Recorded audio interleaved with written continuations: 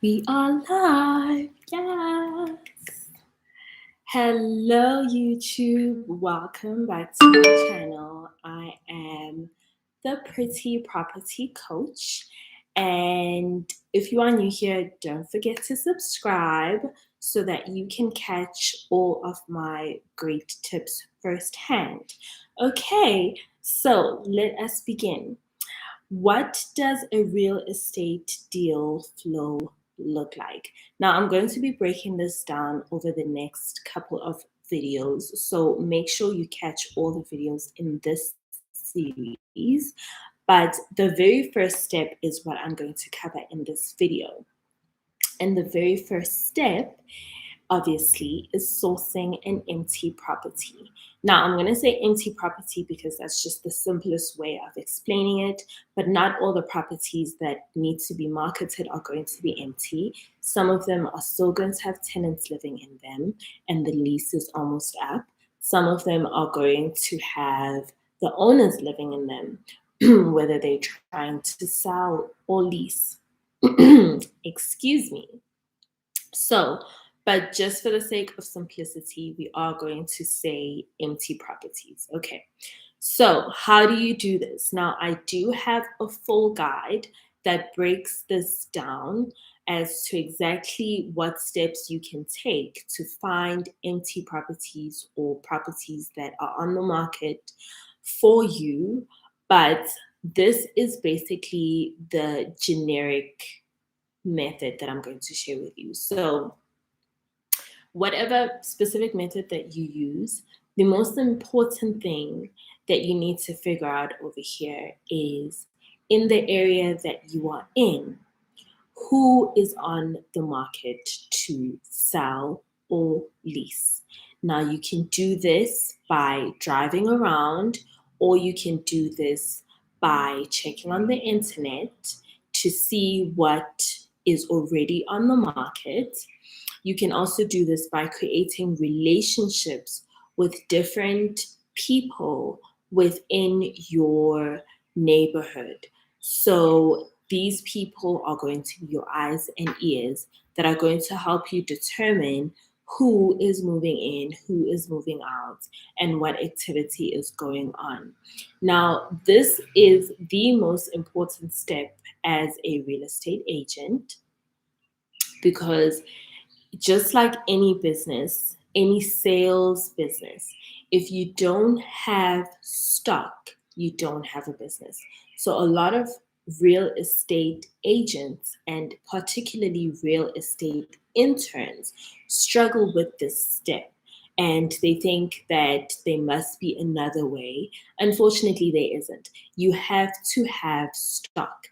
Think about it. If you were selling shoes and you had a shoe shop, but you had no shoes to sell, would you have a shoe business? Would you have a sales business? You wouldn't, right?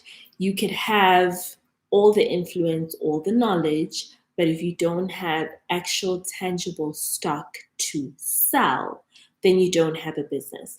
Well, it works the exact same way with real estate. You cannot have a real estate business if you do not have real estate stock. So, the most important skill that you can um, develop as an agent is the skill to find properties. Now, when you are finding these properties, you have to have a certain mentality that's going to help your homeowners to trust you and want to work with you.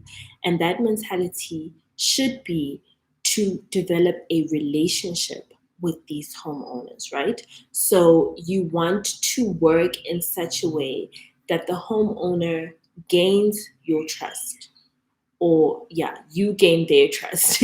You want to be able to gain their trust because remember, they're going to be trusting you with probably the biggest investment that they physically own. And you need to show that you not only have their best interest in heart, but you also have the skill and capacity to deliver on what you said you were going to deliver. Now, when you are sourcing a property, whether you are cold calling or knocking on doors, whatever your method is, make sure that you have the mentality of helping the homeowner. Just like any sales business, people can sense your motives, just like any interaction with a human being. A human being will always be able to sense your motives because that's how we're designed, right? So make sure that your biggest motive is actually helping homeowners to achieve their real estate goals, whether their goal is selling or leasing.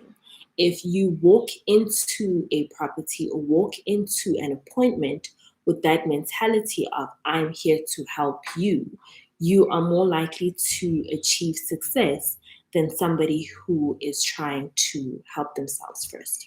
So, a lot of homeowners do not like to work with agents because a lot of agents are just out to get their commission and they're out of there. And a lot of homeowners are very aware of that. It's like if you walk into a store and somebody, a salesperson is helping you, while you can sense if that person is actually trying to help you get what's best for you or if they're trying to push a certain product, right?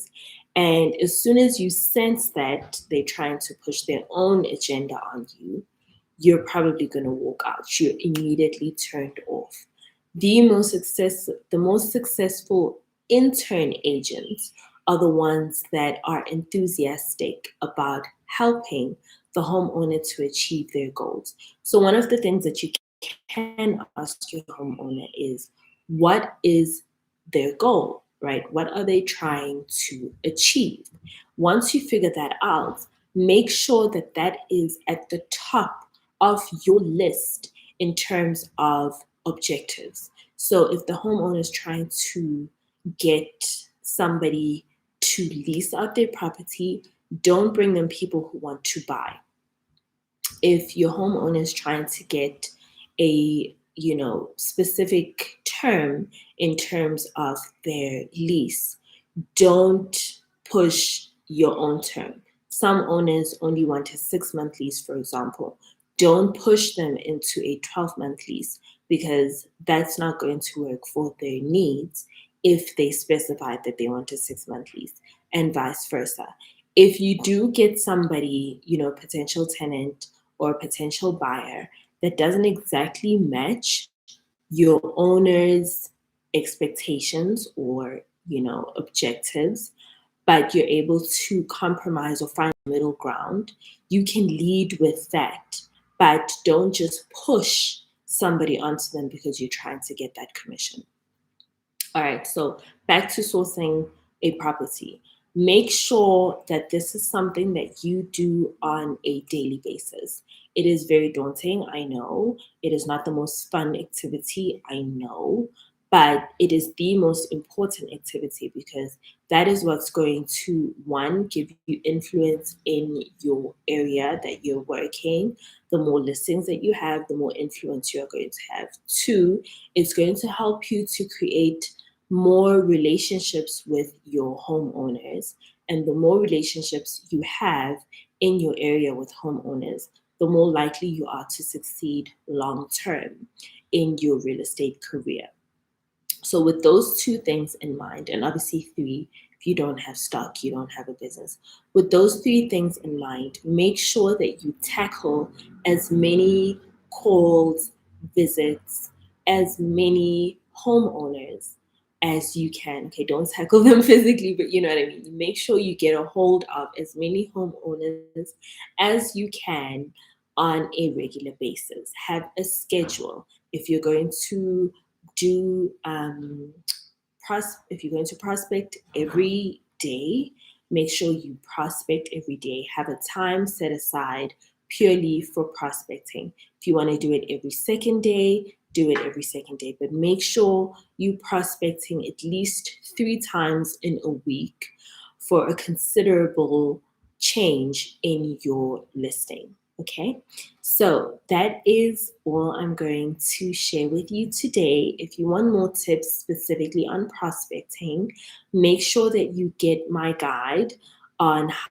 how to prospect like a pro in your internship in real estate, even if you are already an established agent, there are some tips in there that have helped me tremendously, that have helped a lot of real estate agents turn their businesses around tremendously. And I know that it can help you too. So make sure you get the link in, if you're not already following my Facebook page, make sure you do that so that you can get your guide, or you can um, comment down below where you can get this link, and I'll make sure that I send it to you. All right.